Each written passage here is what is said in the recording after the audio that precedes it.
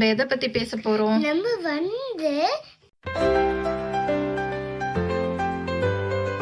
வணக்கம், நான் ஆதித் சரவணன். நான் இப்போ ஒரு கதை சொல்ல போறேன். சிங்கமும் நரியும் ரொம்ப நல்ல நண்பர்கள். ஒரு நாள் சிங்கத்துக்கு பசிச்சுதான். அதனால அந்த நரிட்ட சொல்லுச்சு, நீ போய் ஏதாவது ஒரு சாப்பாடு இல்லை விலங்கு ஏதாவது எடுத்துட்டு வா, நம்ம 2 பேரும் நம்ம சாப்பிடலாம் அப்படின்ட்டு சொல்லுச்சு அந்த சிங்கம். சரி அப்படின்ட்டு நரி சொல்லுச்சு. அதுக்கப்புறம் போச்சு, நான் தேடிட்டே இருந்துச்சு. அதுக்கப்புறம் பார்த்துச்சு ஒரு ஆள். அந்த ஆளுக்கு பக்கத்தில் நிறைய மரம்லாம் வெட்டினுச்சு. அதனால அதுதான் அந்த வேலைனால அப்படின்னு நினச்சிச்சு அந்த நரி. அதனால போயிட்டு அந்த ஆளுக்கிட்ட, இன்னும் நிறைய மரம் இன்னொரு பக்கம் இருக்கு இந்த காட்டில், நான் போய் காமிக்கிறேன் அப்படின்ட்டு அந்த நரி சொல்லிச்சு.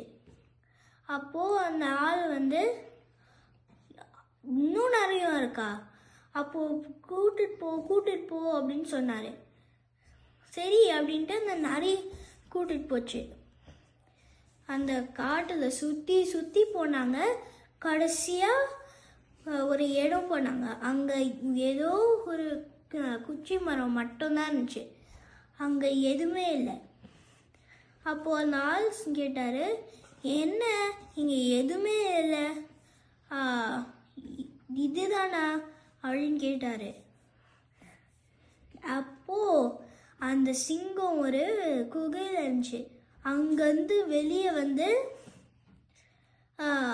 அந்த ஆளுக்கு பக்கத்தில் குதிச்சுது.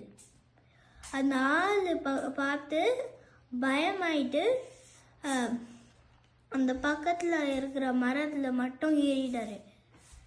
அப்போது அந்த நரி சொல்லிச்சு, இப்போ நான் இந்த விலங்கை கூட்டிட்டு வந்துட்டேன், நம்ம சாப்பிடலாம் அப்படின்ட்டு சொல்லிச்சு. சரி அப்படின்ட்டு அவங்க என்ன சாப்பிடுவாங்க அப்படின்ட்டு சொல்லிட்டு இருந்தாங்க. சிங்கம் வந்து, நான் இந்த காலை சாப்பிட போகிறேன் அப்படின்னு சொல்லிச்சு. நரி வந்து, நான் கையை சாப்பிட போகிறேன் அப்படின்னு சொல்லிச்சு. கடைசியாக அந்த சிங்கம் சொல்லிச்சு, நான் இந்த விலங்கோட மூளையை சாப்பிட போகிறேன், ரொம்ப நல்லா இருக்கும்னு நான் நினைக்கிறேன் அப்படின்ட்டு சொல்லிச்சு. அப்போதான் நிறைய யோசிச்சுது. அப்போ சொல்லிச்சு, இந்த விலங்குக்கெல்லாம் மூளையே இருக்காதுல்ல, இருந்தால் இந்த மாதிரி எல்லா மரமும் வெட்டோமா, இந்த மாதிரி வெட்டினா மூளையே தானே இருக்காது அப்படின்னு கேட்டுச்சு. ஆமாம் அப்படின்ட்டு சிங்கம் சொல்லிச்சு. அப்போது அவங்க திருப்பி பேசிகிட்டு இருந்தாங்க என்னதான் சாப்பிடுவாங்கன்னு.